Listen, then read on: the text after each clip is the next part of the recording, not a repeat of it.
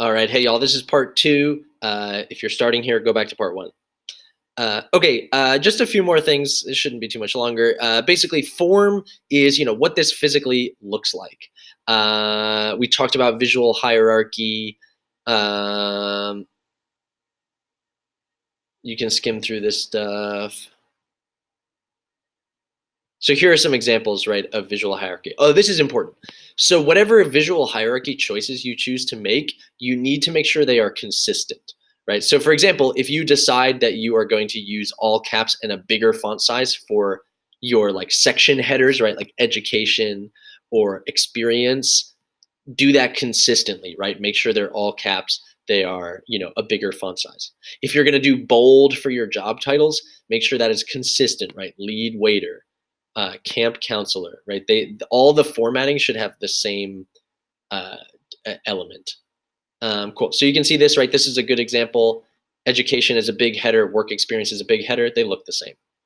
Lead waiter is like your job title. This one is your job title. They look the same. Cool.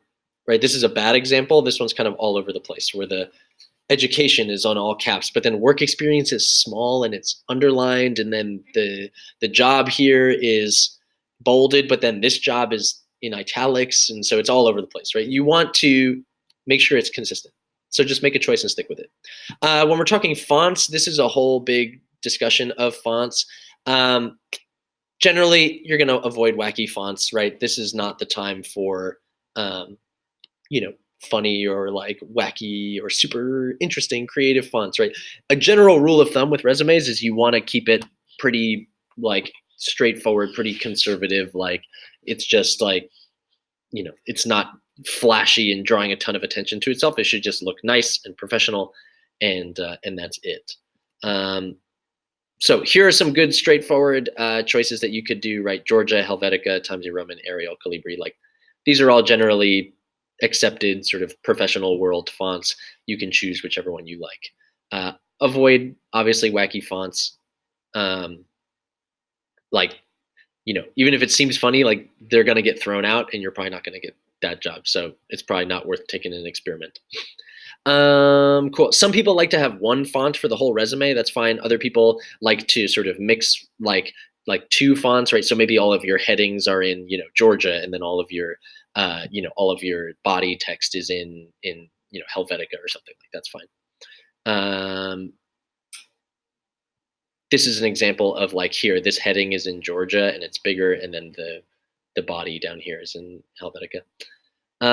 Okay, so an exception to this is like if you're applying to some sort of like art, design, some sort of like visual world job. I just don't know a ton about that, and so you should do some research, talk to some people in the field. Just because, yeah, if you're applying to work as like a designer, they might want to see some of your visual skills in the way you do the resume. I don't know a ton about that, so if that is you, you should talk to people in your field, do a little research if there are any conventions for that. Cool. So to see like formatting and stuff, just look at the examples below. Wrapping up, this has some great suggestions for things not to do. I'm generally not a fan of an objective or a like or sort of summary. You can read that here. You don't need a picture of yourself. Don't go over one page. Don't use wacky fonts. Oh, this is a big one. Avoid using templates that you find online, right? Like you can just type in like resume templates and you're going to find these, like, let's just see even what we get. You're going to find like these very weird, very like overly designed templates, and they just draw a lot of attention to themselves and like draw attention away from your stuff, right? Like all of these, right? Do they look, kind of interesting? Sure, but they also look like you got it from a website and like plugged in your stuff, and there's just too much going on. There's not enough white space. Like I just really would recommend not using any of these kinds of templates. You can use my template because it's pretty straightforward and like basic, but all the ones you're going to find online are like very fancy, very graphic design, like um, but it generally reads poorly to people who are looking at them. Cool. Here is just a checklist for wrapping up. Once you've kind of gotten your stuff together, you should come here. Does it do all of these things? Um, Some closing thoughts.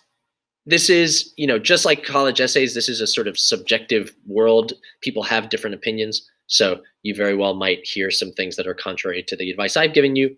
This is the best advice that I've put together from, my years of experience and, research and reading things and talking to people who work in the hiring world and having my own hiring experiences, being on the employer looking at an employee side. I've been able to do that a few times. And so sharing some of that. This is another link to the resume template. Section 6 down here, if you're like, I don't know how to get started, read section 6. Strong action verbs, annotated resumes, and you're good to go. Cool. So that's pretty much it. Thank you for watching this. You should use the rest of the period to now get started working on your resume. I'd say if you use this time well and don't get too distracted, you should be able to get at least like 50, 75, 100%, somewhere in that range done with this. And we're going to be turning it in early next week. So just finish it now and you're good to go. For a first draft, I'm going to give you feedback too. All right, that's enough of me talking. Jump on in, get started on the resumes. Reminder, turn in the article of the week at the front of the class in the basket, and also first quarter reading reflection, Sunday, 10 p.m. Google Classroom. Links to this are in your email. They're on Aries, they're on Google Classroom. Wherever you can find them, you will find them. Cool. Thanks, y'all. Have a good one.